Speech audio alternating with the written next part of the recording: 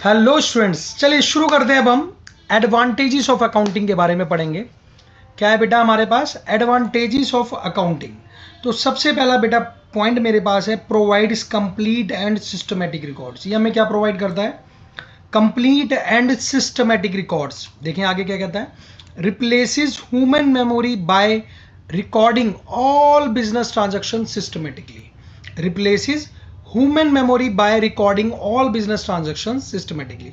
Suppose करिए आप 10 साल के, पिछले 10 वर्ष का, 10 साल पहले का प्रॉफिट, 2016 का प्रॉफिट पता लगाना चाहते हैं, क्या क्या एक्सपेंस हुए थे। सपोज करिए आपने कितनी परचेजिंग की थी, कितनी सेल्स की थी, वो सब आप इससे पता कर सकते हैं, राइट।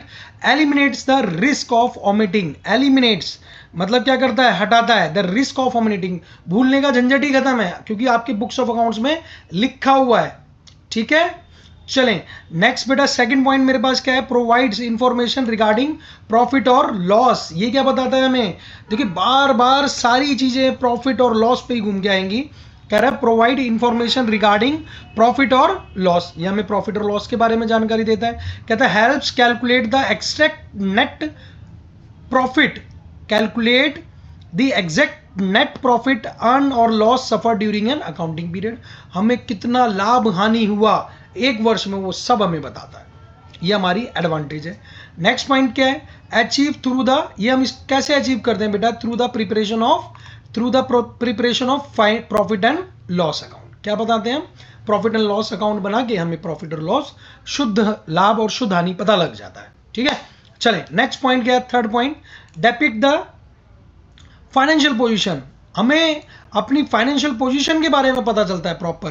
कह रहा है reveals what the business ounce, कि बिजनेस के पास कितनी एसेट हैं, कितनी लायबिलिटी हैं at the end of the year, सब कुछ पता चलता है। अचीव थ्रू, कैसे बेटा? Achieve through the preparation of balance sheet. Balance sheet में आपका पूरा काला चिट्ठा इसमें आ जाएगा। ठीक है, कितने पाप किए, कितने पुण्य किए, समझ लो ऐसे, यानी कितनी एसेट्स हैं, कितनी लायबिलिटीज हैं, सब इसमें आपको मिल जाएगा। फिर क्या कह रहा है बेटा? Next point, assist management in decision making. बिल्कुल है भाई, डिसीजन मैनेजमेंट को डिसीजन मेकिंग में असिस्ट करता है। देखिए कह रहा है supplies accurate data for planning, budgeting, forecasting. Planning करना, बजट करना, फोरकास्ट करना, कंट्रोलिंग एक्सपेंसेस। ठीक है, ये सब कुछ असेस करता है बेटा। Enables manager to make timely corrective action. देखो इनेबल्स, मैनेजर को इनेबल करता है कि वो टाइमली करेक्ट डिसीजन ले सके, एक्शंस ले सके। नेक्स्ट फिफ्थ पॉइंट क्या है बेटा मेरे पास? Facilitates comparative study. वाह भाई वाह, बहुत बढ़िया। कंपैरेटिव स्टडी पढ़ सकते हैं कि पिछले वर्ष हमें प्रॉफिट हुआ 20 करोड़ का, इस बार प्रॉफिट हुआ 18 करोड़ का, क्या हुआ भाई? 2 करोड़ का किस वजह से कहां चला गया? तो हम क्या कर सकते हैं बेटा इसमें? कंपैरेटिव स्टडी कर सकते हैं। Allows the business to compare current year performance with the previous years.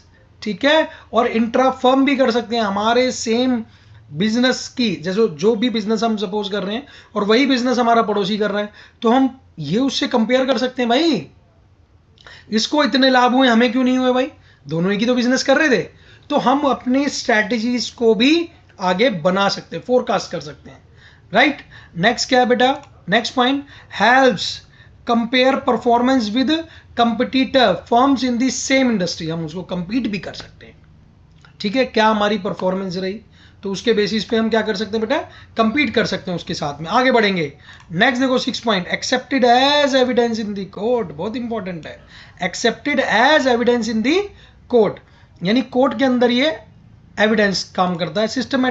Systematically maintain books और accounts. Books are treated as a reliable proof legal dispute. अगर कोई लीगल डिस्प्यूट हो गया तो फिर क्या होगा भाई? ये काम आएंगे हमारे पास, बुक्स ऑफ अकाउंट्स काम आएंगी।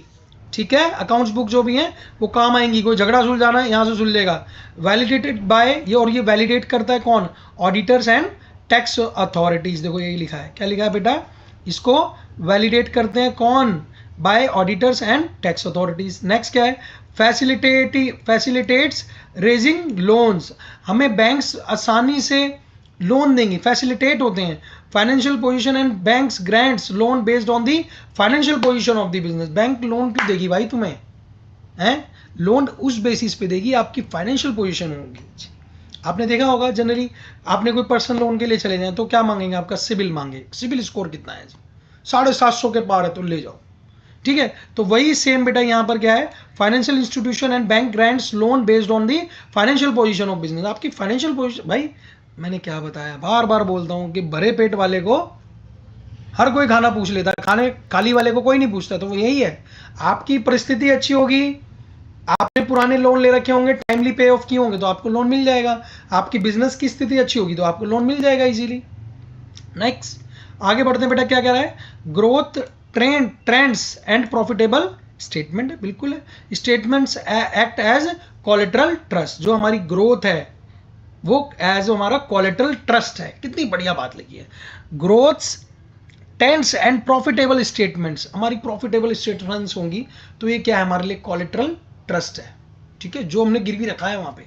ऑब्वियस, कितनी बढ़िया लाइन लिखी है, आप पढ़िए ना ध्यान से। नेक्स्ट क्या, helps in tax assessment, tax assessment आराम से, एक्ट एज, क्या लिखा है बेटा, देखो बहुत बढ़िया बातें लिखी है इसमें, और ये बहुत शॉर्ट नोट है आप लोगों के लिए कि इजीली इसको समझना है। कह रहा है act as the base for calculating income tax, बिल्कुल है भाई, इनकम टैक्स कैलकुलेट करते हैं, GST and other statutory dues, जो एक्यूरेटली हम इसको कवर कर सकते हैं। Minimize dispute with tax department, जो भी उनको मिनिमाइज भी कर सकते हैं टैक्स डिस्प्यूट जो भी हमारे।